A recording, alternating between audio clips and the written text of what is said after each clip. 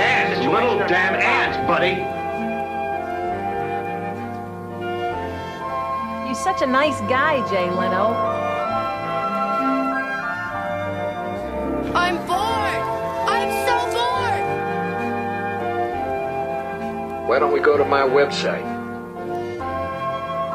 Gentlemen, the cola is very, very good today. Da da da da da da da da da da da. Get that weak shit off my track. Like we do not stan Andrew Lloyd Webber here. We don't care about his shitty Phantom musical. Like there is only one Phantom in my heart, and that is the Phantom of the Megaplex. The Paradise. The That too. Megaplex. Actually, okay, there's two. There's two. The Phantom Menace. Nope. Don't really care about him. The Phantom with Billy Zane. I haven't seen it. I haven't either. What are other movies with Phantom? And it doesn't matter. Bits over. Hi, everyone. The Phantom Hourglass. Is that a real thing? Yeah. Cool. I believe it. Phantom Toll Booth. That's a popular Yes, book. that's one. That's one. Have you ever seen the movie of that? The animated movie of that? No, I have not. Seems like something up your alley. Watched a lot as a kid. Phantom Hourglass is a Legend of Zelda game, I'm realizing. Explains why I don't know it. There you go. Anyway. Phantom Well, Thread. Phantom Thread's a movie. That's a big one. Welcome everybody to the podcast where it's my month. It's my month. I picked all the movies this month. And I had a great time picking them, and already I am not regretting my choices. I had a great time with this, rewatching this. Yeah, this I had not seen before, as I think will be the case with almost every Disney movie that we end up doing on this show. I would, Are there any you did have not seen?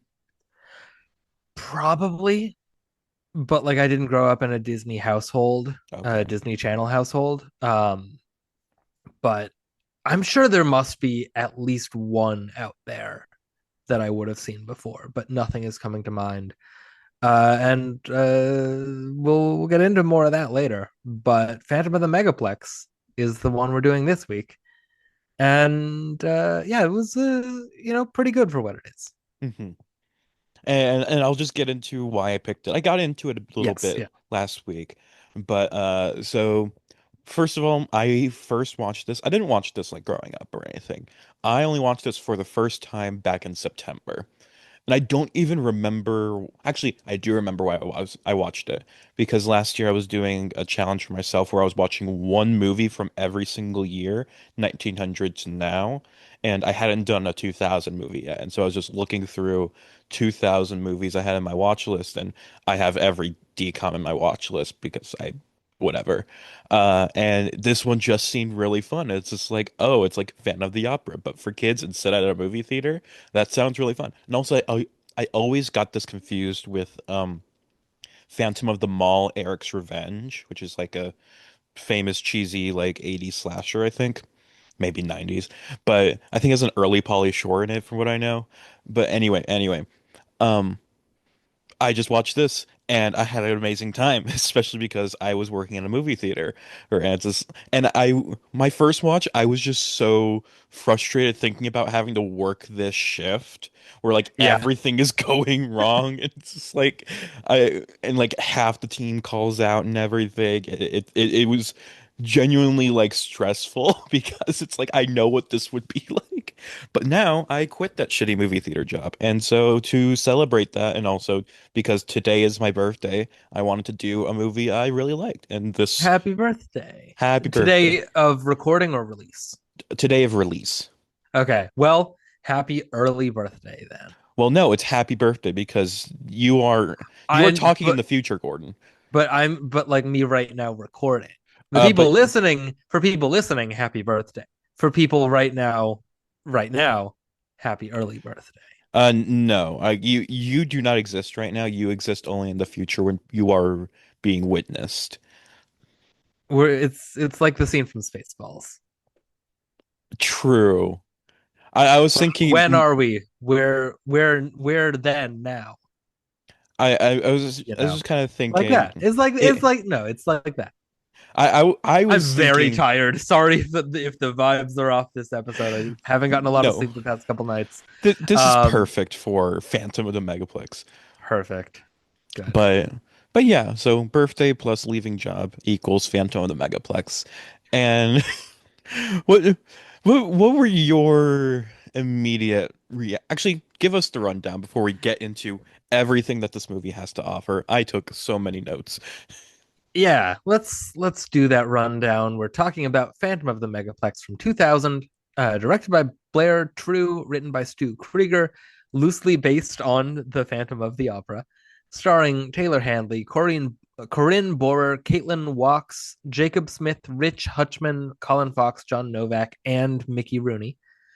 The movie broadcast November 10th, 2000 on the Disney Channel. And because it aired at 7 p.m. Outside of prime time, TV Tango only lists from 8 p.m. on, so I only have what was airing during the last half hour of the broadcast. Um, on ABC, you had an episode of Two Guys, a Girl in a Pizza Place. On CBS, you had an episode of the one season attempt at a fugitive revival with Tim Daly Oh, and Mike Kelty Williamson, which Tim I looked through. Daly, Jesus. Yeah, Tim Daly as Kimball, Mike Kelty Williamson as Gerard, Connie Britton as I think the dead wife, and Stephen Lang as the one-armed man. Okay. Um, I looked through the Wikipedia page just to see if there was anything interesting, and the critical reception section has exactly two sentences. The Fugitive received praise for Tim Daly's performance as Dr. Richard Kimball. The pilot also received praise for its sound editing. Oh. That is it. Ran for one season, 22 episodes. Did not get picked up after that, but And it did get an Emmy nomination for sound editing. Hey, I mean that's probably why they that was the praise they were talking about. Oh, wait, literally, like the awards are Best Sound Editing at the Emmys, Screen Actors Guild nominee for Tim Daly, Sound Editors Guild nomination, and then Satellite Awards for Best Performance by Tim Daly, TV Guide Award for Best Performance by Tim Sorry, Daly. I like that you're phrasing it as best performance by Tim Daly, like that's its own category. It should be. Every year we need to do Best Tim Daly performance because he's definitely an actor who is doing a bunch. Actually, let's see. Oh, He was just in an episode of The Boys recently. The Boys. Oh, This so this sure. season. Good for him. In like a totally unnecessary the pacing of this final season is crazy, and we didn't need to spend half of an entire episode with Starlight's dad, who she's not seen in like 15 years. Anyway, I've never watched it. it's it's complicated. Also airing opposite the last half hour of this movie on Fox, there was an episode of World's Wildest Police Videos. Oh no. Only in 2000. And on NBC, an episode of some show called Providence that I've never heard of, and I didn't recognize anyone in the cast in at a cursory glance, but seems to be set in Providence, Rhode Island, and that is as much as I know. I was about like, are they using the word Providence or the city? It seems to be the city. Who's in this?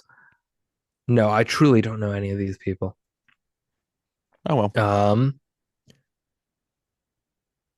Yeah, she leaves her glamorous job as a plastic surgeon for the rich in Beverly Hills so she can return to her hometown of Providence, Rhode Island to be with her family. Whoa, her mom dies in the first episode and continues to appear as a ghost to offer her advice.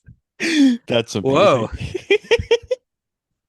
Wait, maybe this is the best show ever. The show ends rather abruptly with Sydney's two-part wedding episode. NBC called this Providence's, quote, winter finale, fully expecting to bring it back, but these plans were eventually scrapped and the show was canceled when some cast members opted out of returning, including Kana Paredes due to her second pregnancy and wanting to focus on her family.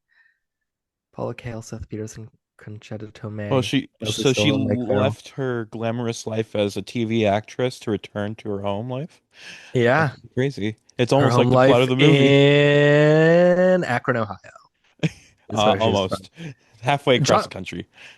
John Hamm is a recurring character who's a firefighter who dated the main character after saving her from a kitchen fire. That sounds like a Josh Segarra role. I don't know who that is. He when like he is the guy who always plays like when two characters break up, he plays the hot new boyfriend like every single time. Like in Friendship, he's the new boyfriend in that. And in I don't know if I've ever seen this man in my life. Looking at a picture of him now. look through the cast, see if you look through his roles, like see if you've seen him in anything. No, I've not seen any of his movies. Any Really? TV? Oh, no, I do know him because he was a main character on the PBS Kids revival of The Electric Company. Oh, I didn't know that. Which the only other cast member from that like, as far as I know, went on to anything was William Jackson Harper, is where I first knew him Oh, when I was a kid. But apparently, this guy was also one of the main characters on that. There you go. Anything awesome. else? Any other TV that I would have known? I haven't seen Abbott Elementary. I haven't seen She-Hulk. The other two, Orange is the New Black, I'm Arrow. A I'm lot of surprised. TV. Yeah, like I'm surprised you haven't seen him in anything. Consider like to me, it's like he's a guy who like pops up in everything, and I mean, so he has it's very few movies, and of those, there's only a few I've even heard of: Friendship, Trainwreck, Christmas on the Square, Scream 6. Is this the Overboard remake? Yeah, with Eugenio Derbez and Anna Faris. Mhm. And he's filming untitled Stephen Merchant film. I guess I just end up accidentally seeing a lot of his movies. Like I've seen Trainwreck, Christmas on the Square, the Scream movie, Friendship, the Threesome, and if it's TV, it's like I watched Sirens, I watched Orange is the New Black, I Wait, he watched. was on two different TV shows called Sirens. Oh yeah, he's in He both was sides. on a Sirens from 2014 to 2015, Oh yeah, which well is that's the one I've seen. okay. And then he was also in one last year that seems to be entirely unrelated to Oh that yeah, one. like That was a Netflix show. the new one's a Julianne Moore series. He's on Netflix, Yes, and the original Sirens was so good, like or not? I guess not the original. It's just a generic TV show. but the I feel original one like you're talking about was seemingly based on a British show, also called Sirens. but yeah. So it's like that show was so good. I was so sad when it got canceled after 2 seasons. But anyway, that's not important right now. He's also in two Red Dead Redemption games and GTA 5 as the The local local population. population. Oh, he's Is also a that theater actor. is that the name of a character, or is it just He's just like general people voices. that makes more sense? Did you genuinely think that was I mean, it could have been like he's like a radio DJ called the local population or something. Like it could, or like a wrestler, or like it could have been like an in-universe celebrity that has that as a stage name. wait, he was on Broadway as Emilio Estefan and On Your Feet? What the fuck? Apparently so. Good for him, I guess. And Around the World in 80 Days. Not on Broadway, but on At, stage. in the Yao Theater. Yeah. Why are we talking about this guy again? What's this guy's? Because he was in because I was saying like Oh, the John John Hamm Hamm character character on Providence. Providence was similar to every Josh Segarra role. Providence was also an Emmy nominee for costuming, and it won. It won an Emmy for Oh, costumes. awesome. Good for it. There you go. Let's get back to Phantom of the Megaplex, please. We have too much to talk about with this. Yes, we do. Phantom of the Megaplex. I'm gonna start off with just the fact that so throughout this movie, you get characters naming a lot of different fake movie titles. I And I this think was what most of my notes were as well. We're writing down as many as I could catch. I got 25 of them, Let me which I see think what. is all of them.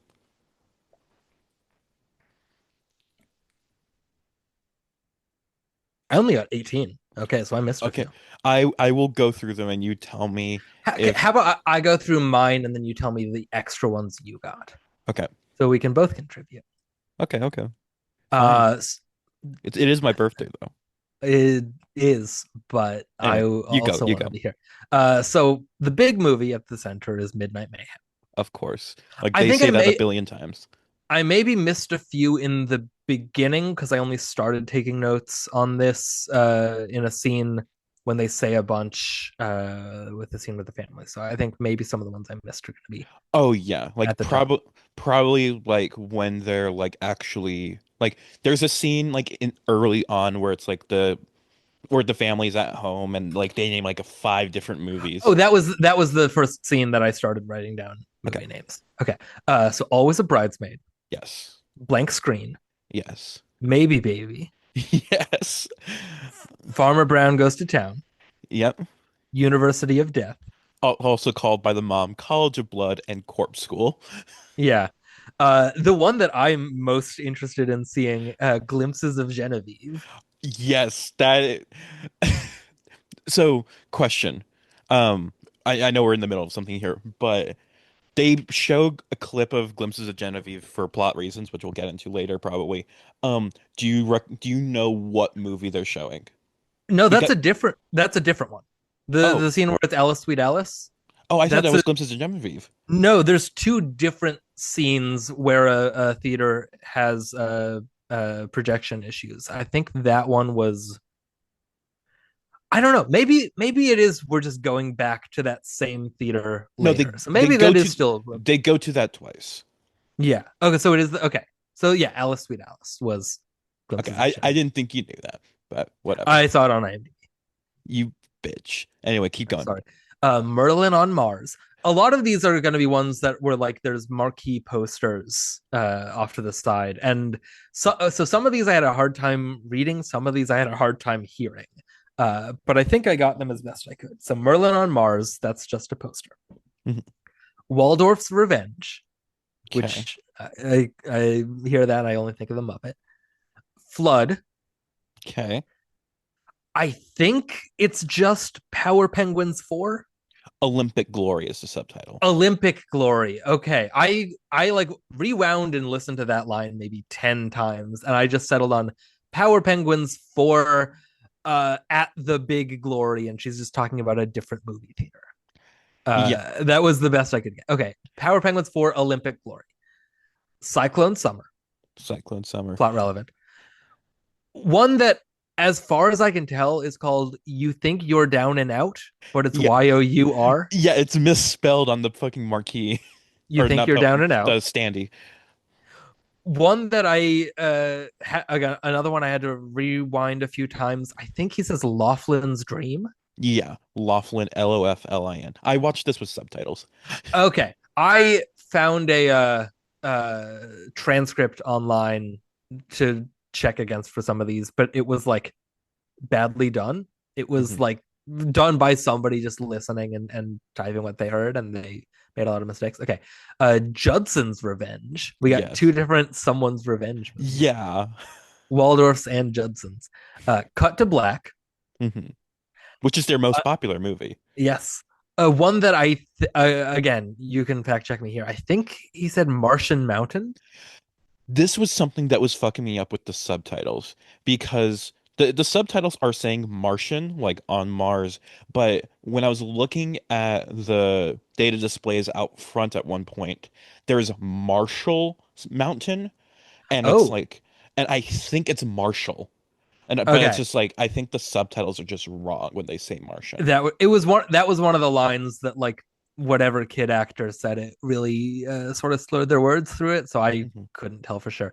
And then the last one I've written down is Healy's Cove. Huey's Cove? Healy's. It's Huey's. Is it Huey's Cove? Okay. Yeah. Anyway, you missed a lot near the end. Yeah. So it's Okay, like I didn't count Phantom of the Megaplex, the what's Sean his name McGibbon story, story, because that's not a movie that exists but it will. yet.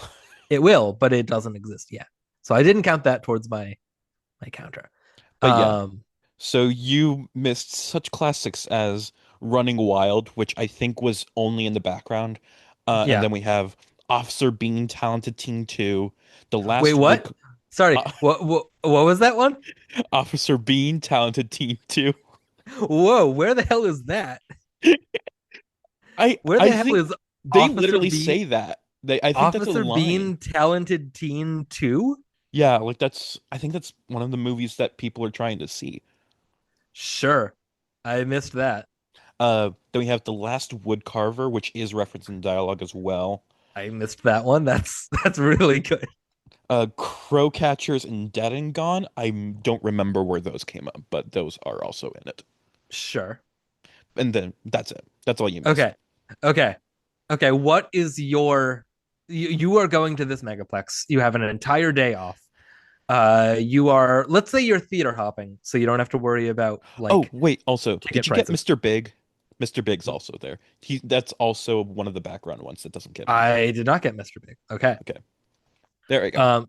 So you are theater hopping. You have the whole day. You have enough time to watch 5 movies at this megaplex. And the cinema sitter is not going to catch you theater hopping and skirting your ticket fees. So what 5 movies are you spending your day Okay. watching here? Okay, first of all, I am buying 5 tickets. Fuck you. I support my local cinemas. But first But of what if all, they're run by a phantom that hates you? You don't want to give money to the phantom that hates you. I will anyway because I support cinema. Okay. Anyway, I am absolutely watching Glimpses of Genevieve. It was nominated for more awards than all 5 of last year's Oscar nominees. Whatever that means. Even I, though it's Alice, Sweet Alice, and is currently still in theaters. um, let's see. I'm probably gonna watch University of Death. That looks like a fun slasher movie. Um, I'm going to go to Cyclone Summer for that 4DX experience. Um, They put a big fan in there. a really powerful fan somehow. Like, um, I'm looking at these titles, and it's like not all of them are. I'll probably watch Cut to Black simply because it's like, yeah, it's the most popular movie. I gotta like check it off my list because everybody's seeing it, so I also have to go see it. And the thing is, it's I just realized I'm listing all the ones that get like actual screen time. Well, not all of them, but mostly those because it's like some of these like the fake titles aren't that interesting to me. Like I don't want to see The Last Woodcarver, or I don't want to see. I kind of want to see the last Woodcarver. Okay, you go see The Last Woodcarver. Maybe I'll go see Dead and Gone. I think that'll be my other one. But Okay. also, I am a little curious about Maybe Baby and Always a Bridesmaid. Yeah. So I'm definitely seeing glimpses of Genevieve. Yeah. I want to see what Merlin on Mars is about. I Why is imagine Merlin on it, Mars? I imagine it's about What's he Merlin doing on up there? Mars, dumbass. Yeah, but what's he doing up there? How'd he get there? Are there other people, or is it just a contemplative, like Dr. Manhattan? Only it's Merlin, and he's just sort of walking around the empty surfaces of Mars all on his own, and it's like Gus Van Sant's Jerry, only it's Merlin on Mars. I don't think it's that. It might be though. You don't know. We only see a poster for it. What was it was like Crow Hunters or something? Crow Catchers. Crow Catchers. I want to see Crow Catchers. I want to see the Bean Teen. What's that Officer, one? Officer Bean, Talented Teen 2. Exactly. Officer Bean Talented Teen 2. I've got to see what that's all about. And I'll say Cut to Black. It is their most popular movie. I want to know what that's about. Mm-hmm. Is that 5? I think that's 5. It might as well be. Glimpses of Genevieve is very much giving vibes of Rochelle. Yeah. Or Les Cousins Dangereux from Arrested Development. Dangerous Cousins. What's Rochelle from? Seinfeld. Yes. It's the an Oh, erotic one girl's erotic tale from Milan to Minsk or something. okay. So it's something like Are that. are any of these as interesting to you as Sack Lunch? I only know Sack Lunch by title. I don't know. I don't remember what the deal with Sack Lunch is. So it's a movie that Elaine never sees because she ends up like keep having to Right. watch English Patient, and but she's so intrigued by it because the poster is like the entire family in a paper bag, and it's like, how is the bag very big or is the family really small? How did they get in there? You know what fake movie I want to see from a movie? What movie do you want to see? I'm gonna send you a screenshot here Awesome. on Twitter. There's no reason for the movie that this is from to have made this fake marquee poster. Um, but there you go. The what is that? The Misadventures of Ezekiel Balls. Jack Black and an animated cartoon pig with What is this wings and from? aviator goggles. Well, first, it is showing opposite John Cusack in Operation Kandahar. Wait, that's a real movie. Well, not real, Is it? real. It's not really a real movie, but they made a movie called Kandahar like 2 years ago. Yeah, but this is not that. These two movies are showing at the theater in 13. Oh my In God. Catherine Hardwicke's 13. What? Why? Yep. Why? Yep. Why is that? They Why go did to they do see that? Jack Black in The Misadventures of Ezekiel Balls and John Cusack in Operation Kandahar. Otherwise, not a comedy or even like a commentary on the industry. I don't know why they went to the effort of mocking up these two fake movie posters for no reason. They don't even go like the whole point of the scene is they actually don't go see the movies. They go to like get high with a bunch of other kids.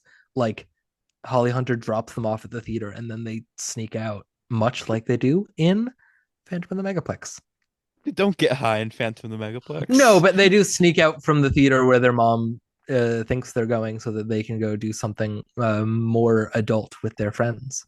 So, Yeah, one of them goes to go see a different movie, and then the kid sneaks out to go help find the Phantom, and yes, then the girl figures out he's left and goes to find him and whatever. exactly. Um, can I also go through another brief, not tangent, but like aside of reading off things from the movie?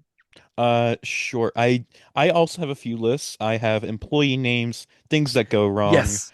Employee and names was the one that I was going to also the get to. stats of the theater that Pete lists out at the beginning of the movie because I I have think. the Oh, you go ahead. I was going to say I have the employee names and nicknames for one specific reason. Let's go. I think So I I'm know gonna which reason, but we'll go. yes, you do. I'm gonna start with the kids and then circle back around. So you have Ricky Leary, aka Ricky Rules, Mhm. because he is a stickler for the rules.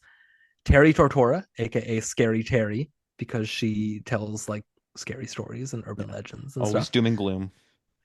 Hillary Horan, aka Hillary Honey, because she's like a grandma. She's very kind. I love her. Mark Jeffries, aka question mark, best character of the movie, uh, who's like a total feckless idiot who anytime you tell him to do something or ask him something, he's so clueless and just has a lot of questions. And the nickname question mark is very good. Lacey Ling, aka Racy Lacey. I don't remember why she's called that, and Because certainly she it's goes not what very it calls to quick. mind. Oh, that kind of racy. Okay. That makes a lot more sense. I was really confused by that. Hmm. Merle, aka Merle, the Hmm. projectionist, and Movie Mason, who we'll talk about. But the first aka that we get is Senior Manager, aka Sean McGibbon, which I guess is on purpose because the bit like spoiler alert, he's the Phantom, and the reason he's the Phantom is because the like the like the Nederlander. Niederlander, the owner of the theater, or doesn't Niedermeyer, my mistake. doesn't actually ever remember his name and always gets his name wrong. So I guess that's the joke. But it does, before you know that, just read as like, well, there's like, what do you mean his name is senior manager, also known as Sean McGibbon? But it does come around in the end to make sense. So yeah. It's weird to start with that one though. It is. It's a punchline that then gets a setup that then like 70 minutes later gets an explanation as to why it's the punchline. Mm-hmm. So it does not hold as a joke as maybe they wanted it to. Even if you did him at like the end of all the other people being name, aka nickname, and then you go to job, aka name, that's just a better structure for that joke. Yeah. But whatever. Anyway, thank you for that tangent. You're very welcome. So I do want to go through the stats of the theater because it's so strange how different movie theater culture is, I guess, then versus now. So it's like this theater has 26 screens, which is insane to me. Like of course, but this is like California and whatever, so it's like yeah, they have bigger theaters. And then 52 employees. And it's not just a multiplex, it's a megaplex. It is in fact a mega. But also I was so shocked that like this theater has like so many floors. Like, oh yeah, when they're going down to the basement, it is like 8 floors that they're going down. It's like Jesus Christ, how tall is this fucking building? And it's like, but ain't crazy. And then 52 employees, he's to handle like all this. That seems too many. 52 nightly, like not even like 52 total. Yeah. It's like every night they have 52 people there at the theater. It's not like, trading shifts and everything. Yeah, way too many people hold for a shift like this, or way too many people for like this kind of theater for this kind of night. Yeah. 88 pounds of popcorn, normal. 7,000 guests only? If you're having 26 screens, you're only getting 7,000 guests. But then it's also, it's because there's only 63 showings a day, which means with 26 screens at 4, like, and they're only starting work at 4 p.m. on a Saturday. Like, why are they only opening so late? Like, why? That one, at the very least, I can understand, like, on this one specific Saturday because we have a big event. But also in that case, why do other screenings beforehand in general, other than we need a movie? But it's like, but also what's weird is that they had the team show up in the morning. It's like, you guys are going to be closing later today, so we're going to talk about this. Okay, now go home, and then come back later. Yeah. But that's just plot reasons, I assume. That's just because it needs to be a movie. It's a movie for kids. Mhm. They don't know. They don't know how the real world works. But still, it's like they opening at 4 p.m. is still just insane to me. Oh, yeah. Because I only ever saw that happen like right after COVID, when it's like people weren't going back to movies, and so the theaters only opened like late on the weekends. But like for this kind of theater, which is doing big numbers on this Saturday, you'd think they'd want to open earlier, but no, I guess not. Yeah, you would think. Anyway, the optics of this theater fascinating me. Yeah. What's the name? Also, 4 to 6 technical glitches each day is also crazy. But what's the name of the theater again? The Grand. The Grand. Is it pronounced the Grand, even though it's spelled the Grande? They call it is pronounced the Grand. Like that did put me off. Like when he kept calling it the Grand, when it's like it says Grande, but again, it's I don't know. Yeah, what the hell? But they call it the Grand, and so it's the Grand. Wait, did you know that one of that the sister has 2 friends and one of them is Sarah Gadon? I don't know who Sarah Gadon is. From like Enemy and what else is she in? She doesn't even get like on Letterboxd. She doesn't even have her name there. Um, she's she's in things. She's someone I recognize. She's in a lot of Cronenberg, a lot of late Cronenberg. Anyway, Okay. I saw her name on the credits there when I was looking through the Wikipedia page to see if any of the not in the opening credits people were anybody, but You that was the one name I knew. you want to know something else about this theater that bugs me? Yeah. How the fuck is a 17-year-old assistant manager? Yeah. Well, how is Disney? Yes, but also that is not legal. Especially No, like having him up on the roof and everything. It's like there are laws against that, like child safety laws. it's also like outside of the Sean Phantom, exclusively staffed by children. Hmm. Oh, except for the cinema center Yes, and Merle.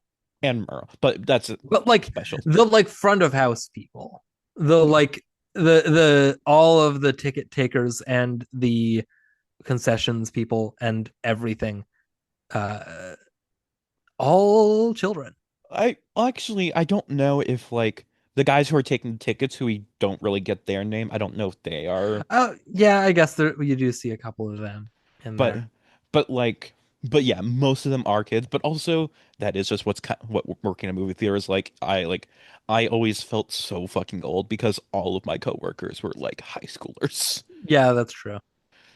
It is also again a Disney movie. Yeah, like I forgave that part, but just the Yeah. fact that Oh yeah, it's like, I'm not saying that as a criticism of the movie. I know this is a movie pitched to, people that are the same age as probably more likely the sister than even the main guy. This is not a movie for 17-year-olds. yeah, it's a preteen Uh movie. Honestly, maybe even the younger brother, like more likely. Well, both, I think. Because I was Yeah. watching like DCOMs like up until I was like 12, 13, I think. Yeah. Uh But yeah.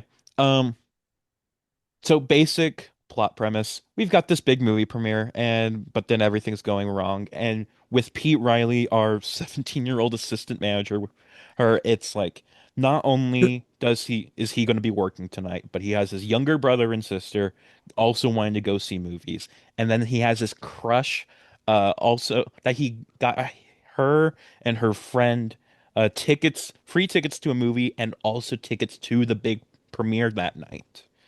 And so it's a lot is on the line for Pete Riley. Yeah, there's like not any follow up with her actually. I'm just now realizing. Like Oh yeah, she's not a after character. but like after the Cyclone Summer scene with the big fan, do you see her ever again in the Yeah, movie? yeah, she's there at the end. Like you see her a bunch Like, at the end. do you? Okay, I guess I don't You remember you just that. I confuse all the blonde women. Now that's understandable. no, I just I remember like the stuff with, the Niedermeyer wants to give him a promotion, but he says no because he, Yeah, she's uh, uh literally right there. okay, so she's there, but like does she speak? Probably not. Okay, Like that's more what I meant. maybe Like has like a couple effectively, throwaway lines, but is like like she's not a character effectively, in this movie yeah, at all. that plot line is dropped. It is no longer about the crush he has. It was never really about that, but like it was a motivation for him in a few moments, and Yeah. then And just gone. on that plot thread or whatever, we've got the fucking Donnie Holly, who is like his perpetual rival, where it's just like he's like so cool, and it's just like, and he has to work this job to even compete with him, and it's just like he and my favorite line of the movie is like after like Donnie Holly is just razzing him a bit and he has to go off and like do a job. It's just like, why does that dog make it so easy for me to rattle his cage? I I tried to look up the guy that plays him, Jeff Berg, and the Wikipedia hyperlink links to a Canadian animated show that he was a voice on, but like not even the main voice on, as his Wikipedia page. It redirects to this Canadian kid show called Uh, Jacob Tutu, Jacob Tutu. which I think I maybe watched some of when I was a kid. Even it sounds familiar, but like, why does the hyperlink redirect to this page that he's like fourth down the cast list on, which then was replaced by a different voice actor later in the show? What the hell? Just like don't hyperlink it then. That's so like what's the point of that? Just to a different show. To a show that he was on at some point as a child. Oh yeah, and it's like voice and he has a hyperlink on that page, but it also and it just links redirects back to the this page. It's a loop.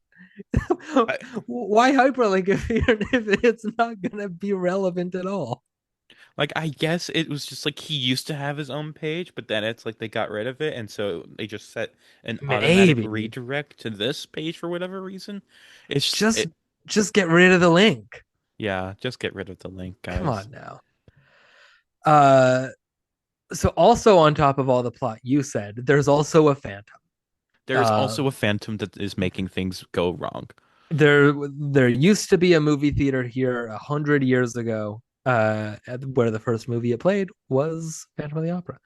And then that theater was demolished, and maybe a guy was in there and maybe survived, and they think he's the Phantom. And anytime something goes wrong at the theater, they just sort of jokingly blame it on the Phantom. But then everything starts going wrong tonight. There's popcorn mistakes, and there's projection issues, and there's a candy machine that gets broken by a child and also blamed on the Phantom. Like, smooth move, Brian. Like, legitimately just breaking that thing, and then later when you're listing off things the Phantom did, you go, and the candy machine got broken when like that was you, dude. I do think that like probably broke too easily for like, but I also don't think it was the Phantom intentionally. Like I wrote down everything that went wrong, regardless of whether it was something the Phantom did. Would you like me to go through it? What if I just said no? Too bad. It's my birthday. You have to. I mean, I was gonna say yes, but like, I appreciate you giving me the out. If you said no, I would do it anyway. But which I did, and you are. So considerate. continue. But yeah, so first one is when everybody slips on the wet floor and they spill cups and straws. Again, not Phantom related, but it's something that went wrong. It's just like, and it specifically, it's right as he's saying, it's like everything needs to be perfect, and then whoop, they slip. And Stupid then question mark, forgot to put out the wet floor sign. exactly. Hate you. I hate you, question mark. Fuck you, question mark. Anyway, fuck you. Craig and Randy phoned in sick. Jenna is lost in the ozone, which I don't know what that means, but essentially, whoa. I missed that line. What? Jenna is lost in the ozone. What? But anyway, also, even though I had written down their names from that intro thing, I hadn't internalized a lot of the character names, so I thought it was just like the movie doing a power move of introducing you to all these characters and then being like, and none of them will be in the movie. They're all sick. That would be hilarious if they did. It was just Pete. Yep. Anyway, half the staff is not showing up. Niedermeyer keeps calling a bunch. All breaks and dinner hours have been canceled, which Ricky Rules rightfully points out how that's illegal, especially because they're unionized apparently. Yeah, that I was surprised by. These children have a union. They're like the new Newsies. Exactly. The ticker line's backed up because of movie Mason. Because he won't let people into movies he doesn't like, which I think is a very funny thing. But also, it shows that he's kind of a fake film fan, because any true fan of cinema would appreciate all movies. Like, every movie is cinema, regardless of whether you like it or not. You should let people see, what's one of these fucking movies? Power Penguins for Olympic Glory. Yeah, people can like bad movies all the time, like Joker Folia do, or Shut the Cats. shut the fuck up, you piece of shit. Happy birthday! Anyway, candy door broke. Making too much popcorn, which is not a problem. Like, I if think it any, wasn't that, it was that the machine kept like, even when it went past the limit, it was overflowing, and the switch to turn it off was not stopping it. So they were like, the popcorn was like overflowing over the top of the machine and causing a mess and spill. and that was the thing too, was just the fact how it's going through the top of the machine, even though that is not how popcorn machines work. There is a roof there because you need the kettle, and it's like there's the vents and everything. It's like But it it, was it was so much popcorn and so much pressure that it was pushing the top off. yeah, I guess I it, mean, that is, notably famous popcorn imagery is popcorn popping so much that it blows the lid off the thing it's in. I mean, but it's not like blowing the lid off the kettle. It's blowing the lid off the entire popper. Because there was so much popcorn that it was pushing it out. It it doesn't make sense. This is not how popcorn works. I disagree. Glimpses of Genevieve keeps going in and out of focus, and everyone is so mad. Like they're throwing popcorn at Pete and yelling at him while he's trying to like explain like you can get a refund and everything. And then What, you want a medal?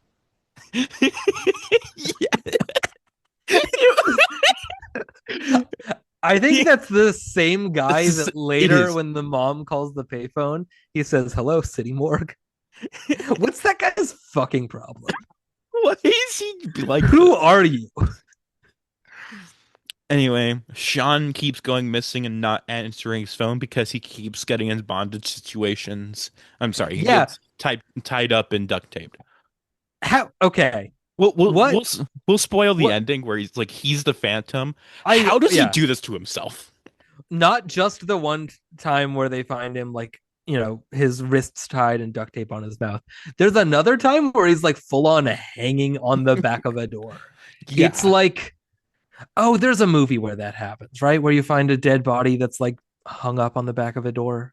I think it happens a lot, but I think that's like a Friday the 13th or Halloween. One of Yeah. those. Oh, I think it's the one I'm thinking of is in Wait Until Dark. Oh, I think. okay. Well, I was naming better movies. Okay. Wow. No, it wasn't. Okay.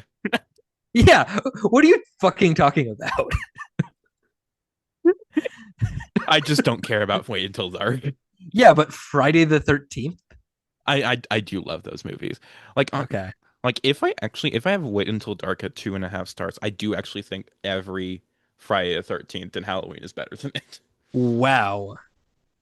Okay. I might have it at 3 stars because I just don't remember that movie Well, very well. Oh, it's you at heard it 2.5. Yeah. Halloween and Friday the 13th, all those movies are better than Wait Until Dark. Fuck you, Audrey Hepburn. I see how it is. Okay. Anyway, yeah, Sean keeps going missing. Cut to black has lights turning on and off, and it's like, this sounds like it's reflecting the movie that it's in. But also they only do that for like 4 movies, so it doesn't really matter. No, they do Or it for 5. all of them. But they only do it like there's only like 5 instances that we see of it, where we see glimpses of Genevieve, like has focus going in and out. Cut to black has lights turning on and off. Cyclone Summer has the wind machine. Flood has the sprinklers turn on, and then Midnight Mayhem has the monster come in. It's like, but that's it. We don't. Well, yes, but like it's not like there are other movies with mishaps going on that are not relevant. Like that's the whole thing they talk about. It's like the whole bit of it is that the Phantom is purposefully doing things that are relevant to each movie. I know, but it's like I was just saying, it's just like there are more movies that are playing that don't get phantomized. Okay, that's fair. Okay, nothing happens at Farmer Brown that we know of. I guess they did both leave the movies, so who knows? It's like maybe the Phantom was planning on like unleashing a herd of cows, or the entire screening room gets moved into town. Just like maybe in University of Death they kill a college student. Yeah, they kill Maybe he every like college student in the theater. maybe they murder some young adults. hmm Anyway, the fog machine disappears, which what theater was that even in? Was that just in the theater one where they were also having the trailer play? I Uh, think the fog machine was supposed to be for the like for the premiere, for like the pre-show red carpet stuff, not I actually mean, like for... when they moved it into the theater, because there is a point when Oh, it's an empty theater where he has the trailer going over and yeah, over. so and that was in theater one where the movie was going Okay. to play, and it's like part of me was thinking it's like with the trailer playing, it seemed like that was just intentional, like you're playing the promo for the movie you're about to show, because it did seem just straight up like it's the trailer for Midnight Mayhem, but they kept acting like it was some hacker got it and it just like set this all up. It's like poor Merle. Merle was Poor kept having to deal with these stupid kids harassing him. poor Merle. Yeah. The escalator malfunctioned. I already mentioned Cyclone Summer. Mom and George can't go out to dinner and their car battery dies, which is not Phantom related, but who knows? The stars keep having to wait for them to let them in because of all the other stuff going on. Donnie wins Merlin on Mars sword contest, which isn't really a problem, but it is for Pete, so I counted it. Yeah, he just sucks. Yeah, fuck Donnie. The balloons are replaced by water balloons and the Midnight Mayhem monster. So, yeah, two water-based incidents, both flood and the water balloons. Uh, yeah. Yeah, I don't have a further yeah. comment Is on the... it, but yeah, a lot of stuff went wrong. How many things did I write down there? What was that? like It five. was fuck you. 19. Yeah. Yeah, a lot of stuff. What, what other notes do we have for this movie? I have a few incidental ones. What is the big bowl of mush that Pete is eating when he goes home? I assumed it was cereal that he was eating, but it might be Maybe, oatmeal. but like the bowl is way too big It's a for very one. big bowl. It's a huge bowl and is not full. So like there's no reason to have had such a big bowl. And it just... Well, he's been eating it for a while though. yeah, but like not that much. He's only like she only sent him back into the house like maybe a minute or two ago. And then she gets in and he's already prepared and started to eat this bowl of mush. He's a well, maybe she made the food for him. He goes inside to start eating it, and he's a preteen boy, so he eats a lot very quickly. He's 17. Or He's not not preteen. He's a teen boy. He's yeah. Meal prepped mush though. I don't like the it's thought of it's that. oatmeal probably, Meal prepped oatmeal or still. soggy cereal. Yeah. I there's a point where Sean gets hiccups and he asks Pete to get him here, get me water from the snack bar, flat, no bubbles. Yeah, like I didn't even clock that as like a weird request. It's just like yeah, he wants the regular water, not the soda water. But also like why is he calling it a snack bar? It's not a snack bar. You don't have snack bars in your movie theater. It's the concession stand. It's the snack bar. Yeah, it's concessions. Snack bar, I feel, has a totally different connotation. What Than connotation do you think it has? snack bar to me reads like salad bar, like it's like treat yourself kind of thing. No, I don't not know. to me. Okay, well, I didn't think it was that weird. Like he says it in a funny way, but like flat, no bubbles. But like yeah, I that feel like why would you need to specify when I say water, I don't mean any of that carbonated bullshit. When I say get me water, I want flat water. because I don't soda want water any is of that. available at most soda fountains.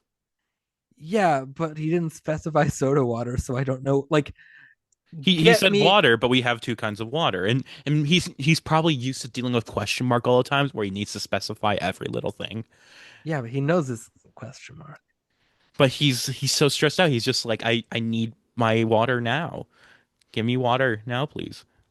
Except he doesn't say please because he's rude. That's why he's the Phantom. He is the Phantom. I'm just trying to think of like, get me a hamburger, and I don't want a veggie burger. I want a hamburger made of beef. Like, yeah, you said hamburger. You said water. I know what water is, dude. But when you say water, there's multiple kinds of water, and it's just like Yeah, he but might like, want flat, might want with soda, and might want soda water. have you okay? If someone asked you, "Hey, can you get me some water?" and you were in a movie theater, and all they said was, "Can you get me some water?" Like, would you ask a follow-up question of what kind of water? I wouldn't, but because most people do just get the regular water, but some people do want the soda water. I feel like I don't need to make this argument here. I feel like he's being unreasonable, and he's the Phantom, so we know he's unreasonable. I just mean it's not unreasonable to clarify, because I think it's unnecessary to clarify. It might be, but it's not weird for him to clarify either. I don't know. Also, sparkling water is not going to help with hiccups. So, like, why would you think he would think? A part of me thought like sparkling water would be better for hiccups, but I don't know. I don't know. Anyway, when the gumballs like all fall to the floor and Pete steals the hockey stick from what was that movie called? Power Penguins 4 Olympic Glory, and then his like is there a standee for it there as well? Yeah, that's why he has the hockey stick. Like, yeah. And is like hitting them into the trash can. That is not an effective way at cleaning them up, Pete. He's hitting them into the trash can like one at a time, and everyone loves it. The crowd goes fucking wild. It goes so crazy over this. It's like, this is not cleaning anything up. This is wasting time, Pete. You need to focus on your fucking job, not goofing off with the fucking gumballs. You should know better, workaholic 17-year-old who doesn't have time for his family. And also it's like or movies. This 17-year-old who is the assistant manager at a movie theater that fucking hates movies. Except he doesn't, because he later on says that he actually watches movies and was just a bitch the whole time for no reason.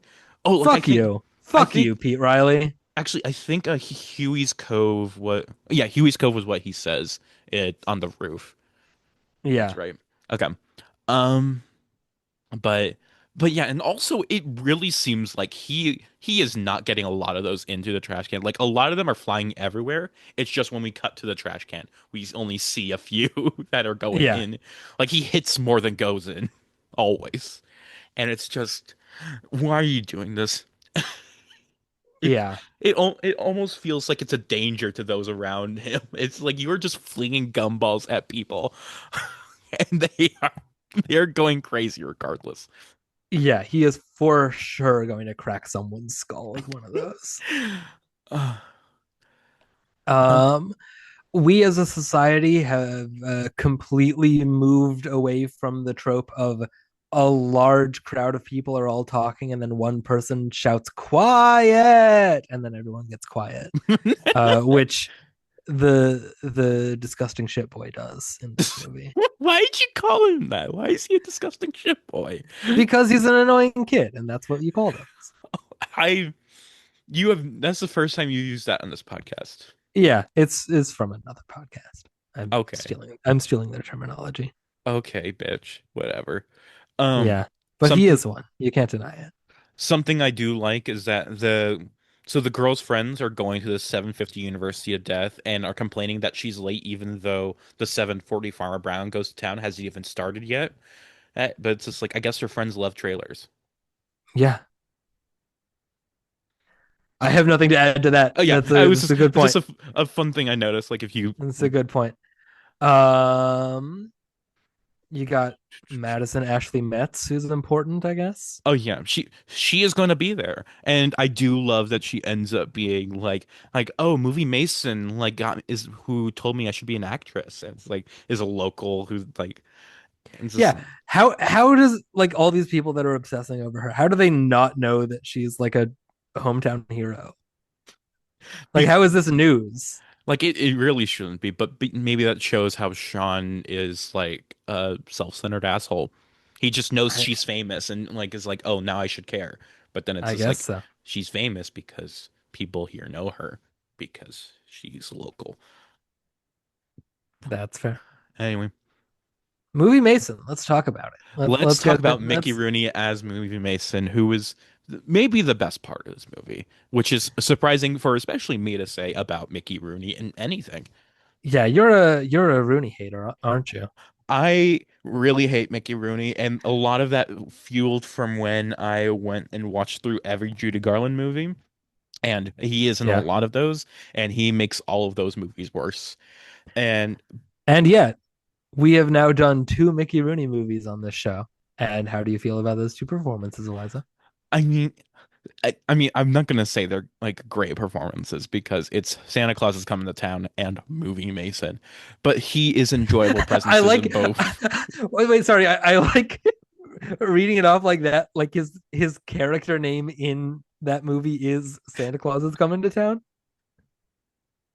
I mean, yeah, he's Santa Claus who is coming to town. He plays Mr. First name Santa Claus, middle name is, last name Coming to Town.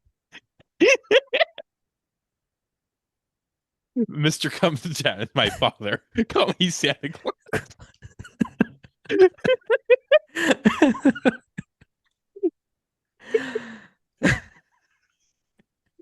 Oh, we are children. Yeah. Anyway, But Mickey Rooney. he is so fun. It's like the scene when it's like the line's being held up because he won't let the guys in because they're seeing a shitty movie, and he's saying shit like movies are not about commerce, movies are about magic. That sounds like a thing you would say. Fuck you. No, you just said you liked that he said it. That was not an insult. Fuck Oh, you. it What sounded was like you're that being noise? I don't know. It was just, but it sounded like you're being shitty, and so I responded in a similar way. No, I was being nice, asshole. You're never nice. That's not I something you are. I'm nice all the time. Fuck off. Prove it. I'm literally nice. When? I I'm Eliza, I'm literally nice. I don't think you are. I think if we like editor like roll back the tape on every time Gordon's been mean. I just come off as a massive asshole. And because you're the editor and because I know you don't like to edit these podcasts, you will not have put anything there. I And so don't. your bit will read as exactly No. 0 times of me being mean. That is the actual bit I'm trying to do here, Gordon, and you just call it out. God. Like, of course I'm not gonna fucking edit go back in our podcast clips and like try and find times you've been mean to me. Like that's way too much work, especially since this comes out in 2 days. It's like I don't listen to this podcast. I just talk on it. Yeah. Well, actually, that's not true. I have listened to episodes before, like just because, like there was a time when we were looking through like like trying to figure out like why our longest episodes were so long, and I was like listening through like the Peter Sellers episode, and it was just like, and I would just genuinely like was getting into it, like I was just having fun listening to it. Yeah. I've read through transcripts. Those are fun. But I have not gone back and listened to any episode of this show. Why are we talking about that? Movie Mason. Mickey Movie Rooney. Mason. He's got a monologue that was good. That is the best part of this movie, one of the best parts of any movie we've done, in my opinion. Like that little like monologue about like the magic of the movies, and it's like when he's trying to convince when he's telling the kids that he's not the Phantom. It's like that is perfect. Yeah, good stuff. Hmm. Like magic, like there's always been magic at the movies. Pirate ships, bicycles that fly, angels earn their wings, beautiful women marry handsome men, and we all learn there's no place like home. Like it's good. It's cheesy, but it's so like it needs to be cheesy, and it's perfect. Yeah, that's good stuff. Um, And any other thoughts on movie Mace? Oh, he sings "Hooray to Hollywood" when he's yeah, like that's entertaining the that town. that was fun. I liked that. I liked that. That was a good moment. It's Uh, he's just having fun, and it's like he's it, he's Movie Mason. it would have been nice if like this was his last movie. He like just because it's like it's a good note to end on, and it's like it's about like celebrating movies and stuff, and he is part It of would movie have been history. nice if Mickey Rooney died after this movie. No, just retired. Like I wish Mickey Rooney had died 15 years earlier. he died in 2015. Wow. 2014. Oh, I well, was being less specific for the sake of generalization, I guess. I was generalizing for the sake of generalizing. Yes, yeah, exactly. Generalizing for the sake of being general. Yep, you got it. Gordon, I have a question. Yes. Is malicious mischief a crime? Um, yes. It. Thank you. I was curious because that's what Niedermeyer says he's going to arrest Sean McGibbon for, and it's just I think we should kill him. Sean McGibbon or Niedermeyer? Yeah. Sean McGibbon. He's a bastard man. He is a bastard man. He should die for his crimes. For causing mischief and mayhem at the theater. Exploiting child labor. That's not what the problem was, apparently. No, but it should have been. I mean, they are unionized, so he's explicitly not exploiting them anymore. That's actually very true. And actually, now that I think about it, because they're working under Sean McGibbon, that's probably why they're unionized, because they need it to be. Yeah, he's a phantom. We can't let it. And maybe that's why they open at 4 p.m. because it's like they he's got to do his phantom stuff. He's nocturnal. No, I mean like they aren't open earlier because of like the union stuff where it's just like they want their full hours, but also yeah, all of the employees are at school. Well, no, this is a weekend. Yes, but generally that's why they traditionally open that late. Part of me was thinking like they only open on the weekend anyway. Like if you weren't opening at like 10 p.m. it's not weekend, it's summer. Oh, it is summer. That too. They so do say that in that's another reason why it should be open earlier, because it's fucking summer. Yeah. Come on now. Get it together, guys. Anyway, but again, that's why I was saying it might be union reasons, because they want to ensure that like the child employees can get like full time, but also it's like that they aren't overworked, and so it's just like, yeah, they just have the one shift open to close. Yeah.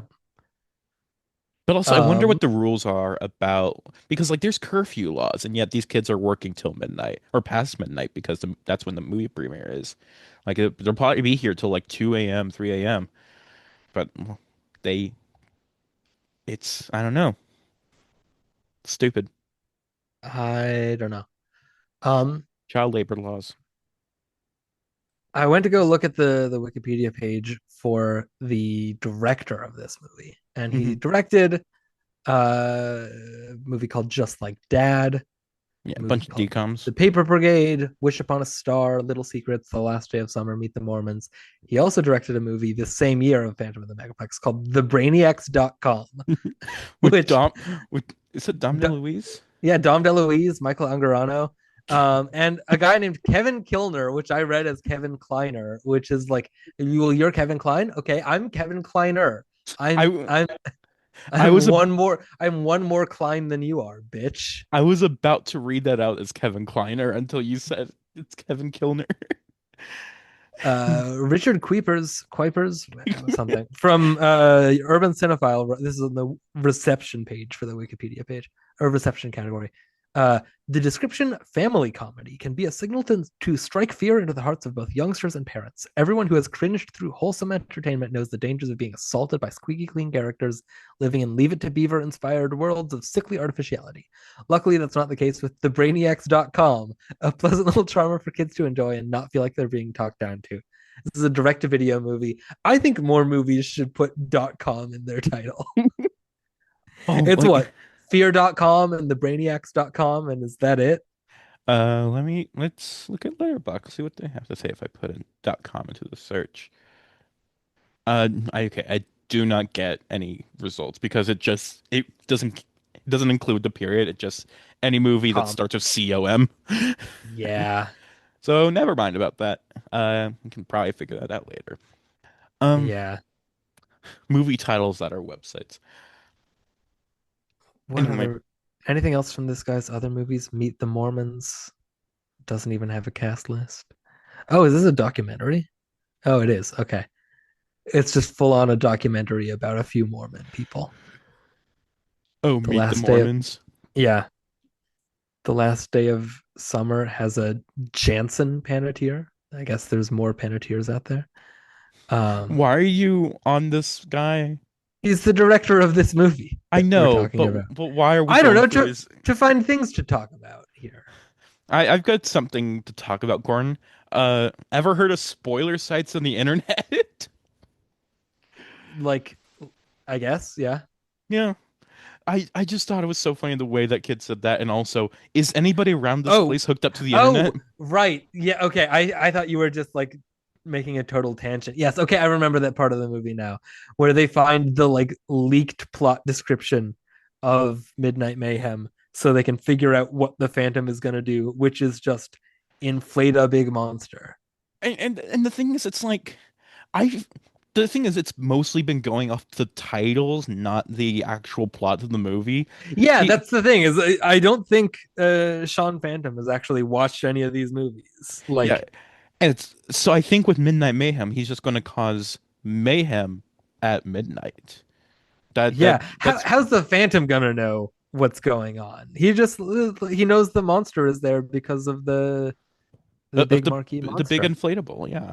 And it's like, but also it's like, and when they read out the plot of the movie, it's like the monster grows large and sucks the air out of the room, and it's just like, oh, okay, well, this time it actually worked, but that's because you wrote it to work.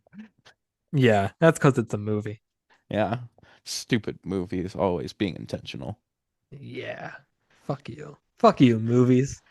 Also, I would like more movies to have Mickey Rooney showing up at the climax. Like, may I offer a suggestion as he gives the protagonist advice?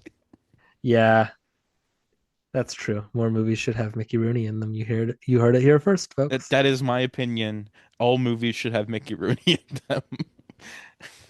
Yep. I definitely did not say that he should have died 15 years earlier Yep, you did not. That's correct.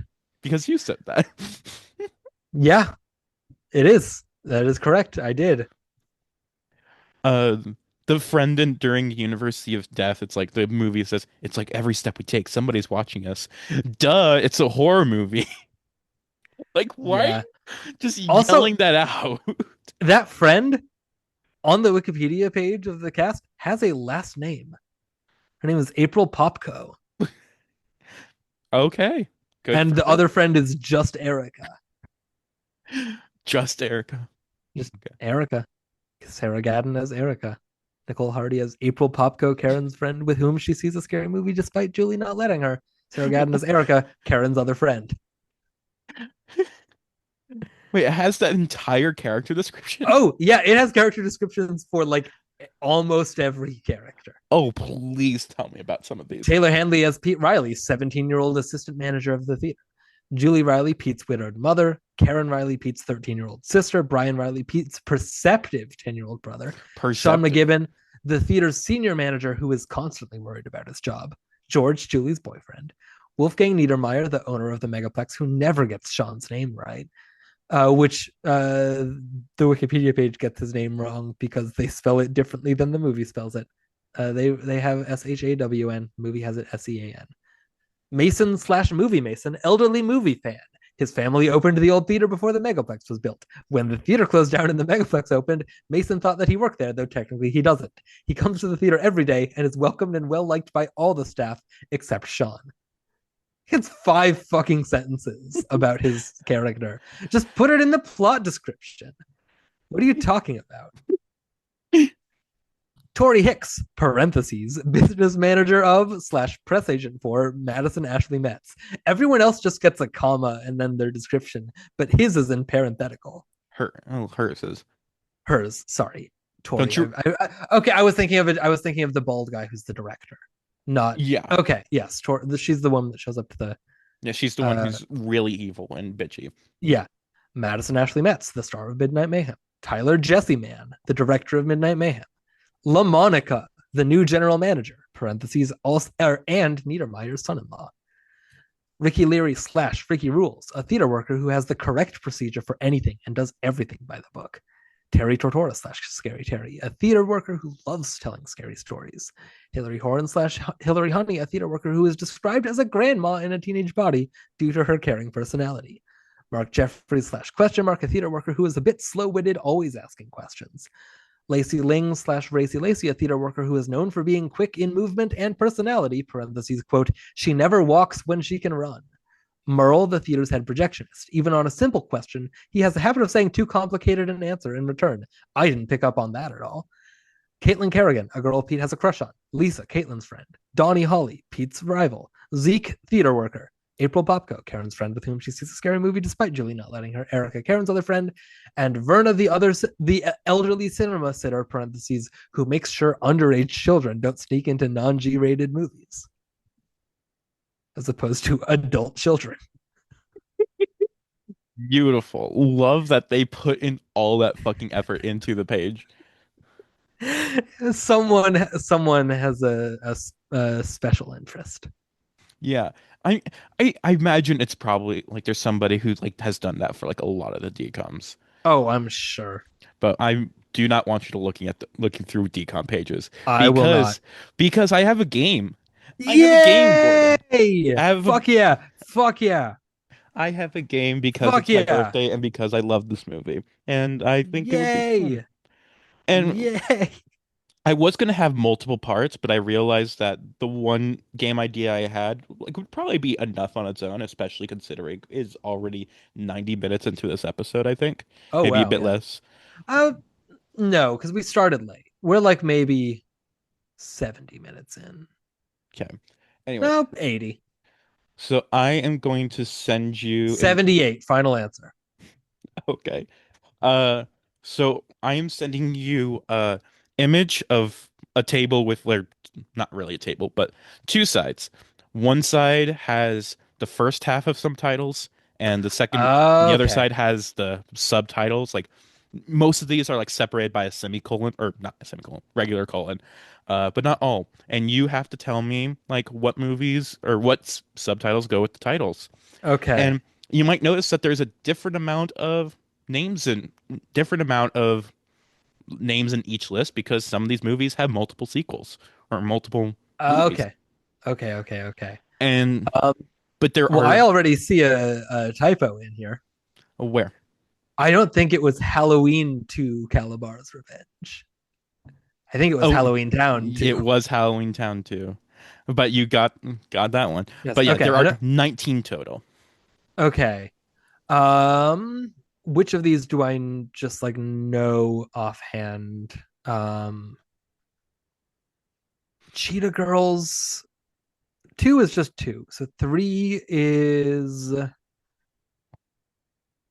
I don't know. One World? Cheetah One Girls? World, correct. One World? Okay. Christmas, just straight up Christmas. I don't know. Camp Rock 2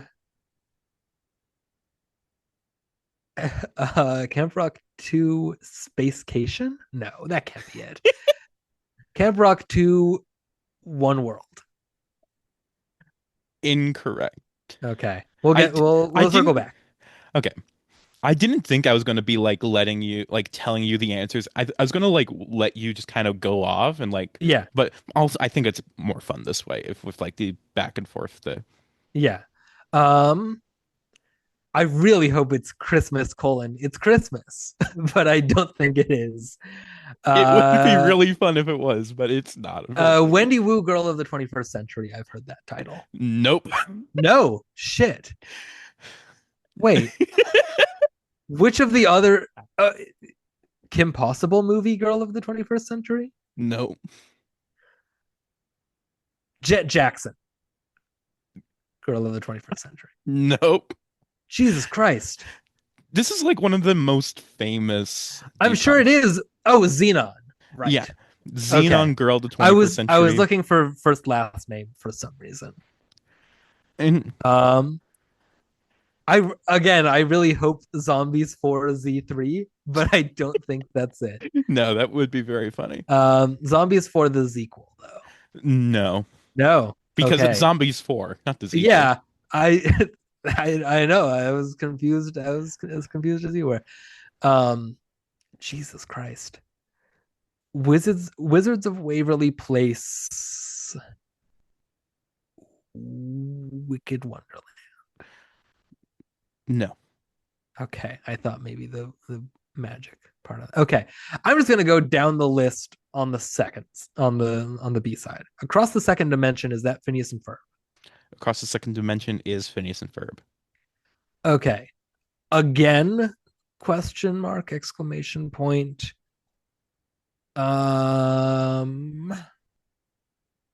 Is that going to be Zombies 4? Zombies 4 again? No. Yeah, we already did this 3 times. What the fuck? I mean, that maybe should have been done by now. I actually have seen all the Zombies movies, but no, it is not that. Okay, again, it's not going to be like Good Luck Charlie, because that, what in that would you be so surprised about? Is like she's a baby again? How'd that happen? Wait, she ends the show and she's like, I assume like 7. I don't know how long that show ran. What do you mean she's a baby again? We have to do this all over? No, what? Okay. Big City Greens, I don't know what that is. Camp Rock 2 again doesn't make sense. Cheetah Girls, no. Christmas again? Is it Christmas again? It is Christmas again. Whoa, we did this. Wait, shit. It is Christmas again. Hell yeah. Christmas ... again is the full title. I'm very curious. Okay, back on board. Johnny Capaholic. It's a surfing thing, right? Yep. Correct. Back on board. Okay. Before Ever After is going to be Tangled? Correct. It is Tangled. Okay. Zombies 4 Dawn of the Vampires. That would make sense. Okay. Camp Rock 2 The Final Jam? There we go. Correct. Okay. We got Girl of the 21st Century. Homecoming Warrior. Wendy Wu Homecoming Warrior. There you go. That one. Okay. You were so confident about Wendy Wu Girl of the 21st Century. But no. I was just legitimately mixing up those two that I have heard of both. I know both of those titles, and now that I like have them in place, it makes more sense. I really want it to be Christmas. It's Christmas. Christmas. It's Christmas. But Halloween Town 2. It's Christmas. Is it like Good Luck Charlie? It's Christmas. Yes, it is. Okay, there you go. You're on a roll here. Something the movie imply. Big City Greens the movie. No. Which of these would have started as not a movie? Kim Possible movie, the movie. I was about to say, it's like Descendants was never a show, I don't think. But we've done so many. Oh, Wizards of Waverly Place, the movie. There you go. Okay. One World. What could that? Oh, what was it? It was Cheetah Girls. Oh, right. Yes. Okay. The Rise of Red.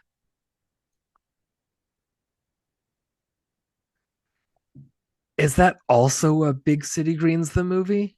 Have I done Big City Greens the movie? You haven't done Big City Greens either. Okay. I was just thinking green and red, and maybe it's something like that. That is fun thinking, but no. Kim Possible movie? Is there someone named Red in that show? No. And it's not Kim Possible.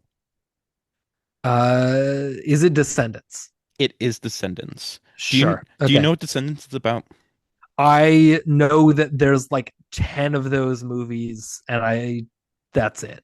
They're about the children of like Disney villains and heroes. It's like, oh, I did know that somewhere.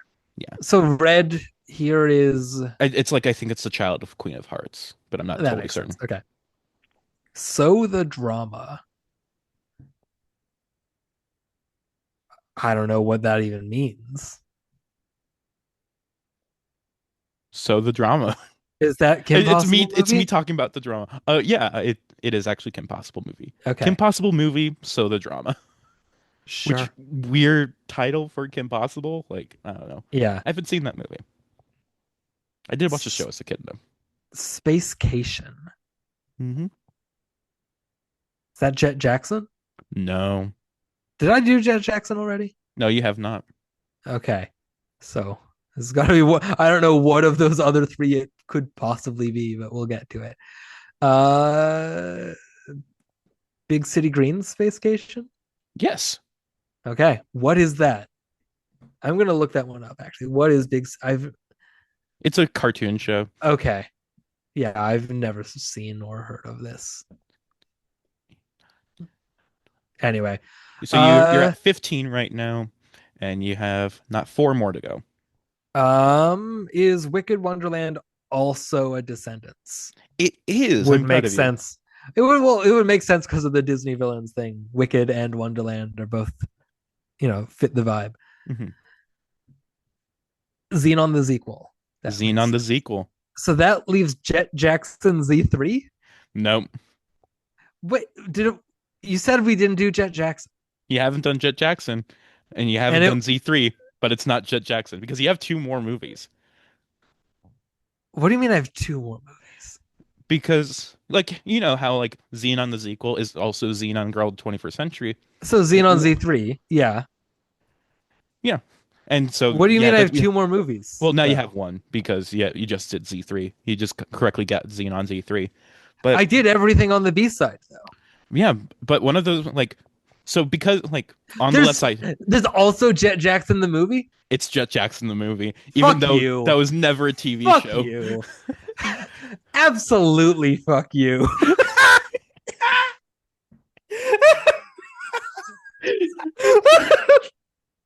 Because he's what the fuck? What's your fucking problem? What? That's so mean to do that to me like that. That's so good. I just thought it was. Oh my god, that was so fucking funny. Fuck you. There are two different ones that are the movie, and it's just like, well, you have to get both of them. That's such a mean trick. The same way you had to get that Xenon is three of these movies. Yeah. Jesus Christ. I'm so glad you knew just enough where it wasn't painful, but also it still had to work for it. Yeah. It's like I am too. It would have been a lot less fun if I knew any of those for real. Mm-hmm. But yeah, so in total, and this is in order of release, by the way. So we got Xenon Girl 21st Century, Xenon the sequel, Jet Jackson the movie, Halloween Town 2, Calabar's Revenge, Xenon Z3, Kim Possible movie, So the Drama, Wendy Wu Homecoming Warrior, Johnny Capahala Back on Board, The Cheetah Girls One World, Wizards of Waverly Place the movie, Camp Rock 2 The Final Jam, Phineas and Ferb the movie Across the Second Dimension, Good Luck Charlie It's Christmas, Tangled Before Ever After, Christmas ... again, Zombies 4 Dawn of the Vampires, Descendants Wicked Wonderland, Big City Greens the movie Spacecation, and Descendants The Rise of Red. Apparently there was a Jet Jackson TV show that had been on the air for 3 years before the movie, so you're a liar. I did not realize that. I thought it was just a DCOM. The Famous Jet Jackson is the name of the show. Okay, weird. He wasn't very famous to me. The series included both young guest stars such as Hayden Christensen, Rachel McAdams, Britney Spears, and Destiny's Child, and veteran stars such as Eartha Kitt. Good for her. Yeah. She was working a lot with Disney. She was also in Holes and Emperor's New Groove. It's like she just loved the Disney company. Yeah. She sure did. Should I have ended it there? You don't have to. Do we still have stuff to talk about? Do I have anything else in my notes? I already talked about the bowl of mush. Oh, it's 35 minutes into this movie before you even get Phantom stuff. Yeah, at all. Well, that's how it goes. That's how most horror movies, slasher movies go. It's you don't. Yeah, but I don't know. It's a lot of setup. But it's you get the setup and you get people you get mentions of the actually you don't get mentions of the Phantom, but it's just it takes it's you don't know. They mentioned that there is a Phantom, but I don't know. It was a long time before the Phantom did anything in the movie. I mean, yeah, it takes a while. You got to set up all the characters before you can have them getting phantomized. Yeah. Is this it? Is this the I've been waiting for you to cut it off for like a while now. I was just thinking like we might have had more, or it's like we Do wanted you to have more? Maybe the ending Happy reminded me. birthday. The ending reminded me of That Shadow was of the supposed. That Colossus. was. I was talking, and then you just interrupted Yeah. me, trying to cut me You off. you do that all the. You cut me off all the time. Well, yeah, because because I have control of the fucking record. But I have can given cut you so many spots to cut me off, and you just haven't. And I'm not, going on. I'm because talking at length now because I'm expecting. Okay.